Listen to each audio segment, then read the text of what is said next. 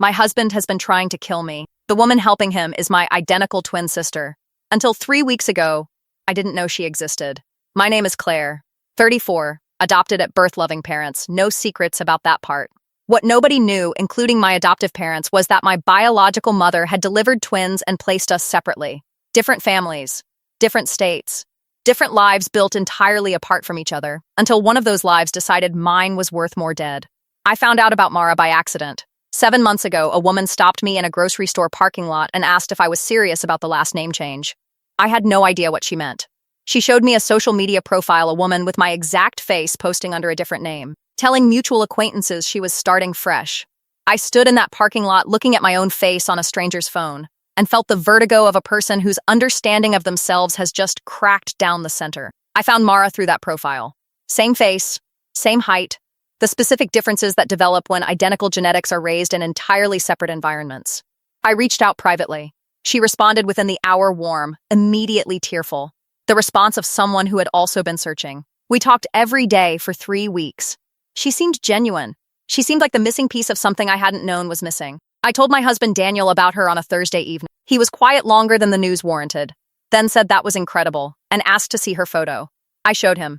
His face did something small and fast that I couldn't name, then reset into the expression of a supportive husband hearing remarkable news. I filed that away without knowing why. I suggested the 3 of us meet for dinner. Mara agreed. Daniel said he was looking forward to it. Saturday, she canceled Friday, then again the next week, and again. 5 canceled dinners, always warm, always apologetic, always a reason that made individual sense but accumulated into something I started noticing around the 4th cancellation. On the 5th, I stopped telling Daniel in advance. He asked Thursday if we were still on for Saturday. I said yes and watched the specific exhale of a man relieved that something he was worried about was apparently still in place. I canceled with Mara privately, said something came up on my end, told Daniel I was meeting her alone, first twin bonding, back by 10. He kissed me goodbye. I drove around the block, parked on a side street, and walked back through the alley to our kitchen window. Mara was already there. She had a key.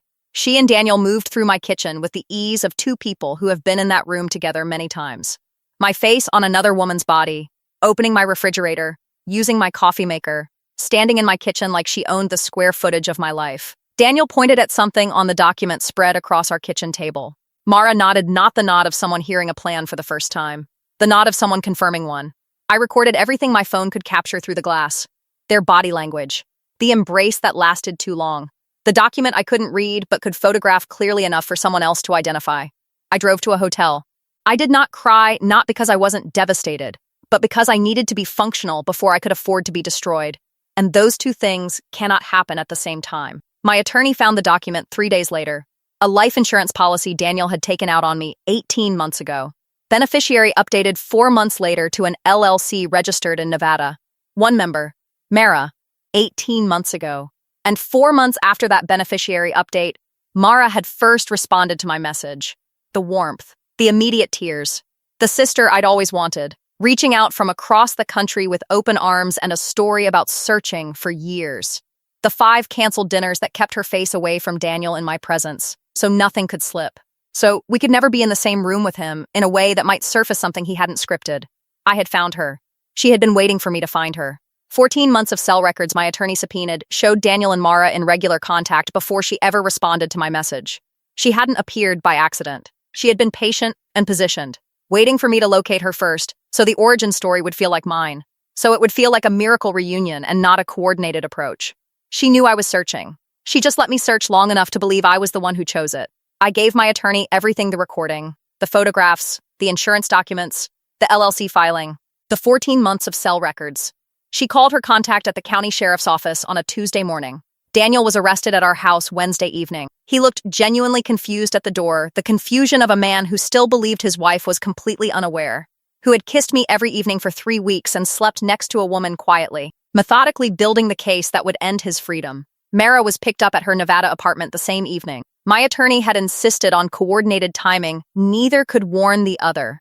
Neither could adjust their story before the other was already in custody. Daniel's attorney called mine the following morning, attempting to frame the insurance policy as routine financial planning and the kitchen meeting as a family visit I had misinterpreted. My attorney sent him the recording, the LLC, and 14 months of cell records showing coordinated contact predating Mara's first message to me by nearly a year. Daniel's attorney did not call back. I have an identical twin sister. I found her the way you find things that were never meant to reach you by accident, through a stranger who showed me my own face in a parking lot and asked if I was serious about the name change. I just didn't know, standing there staring at that phone, that the face I was looking at had already been looking for me too, for completely different reasons.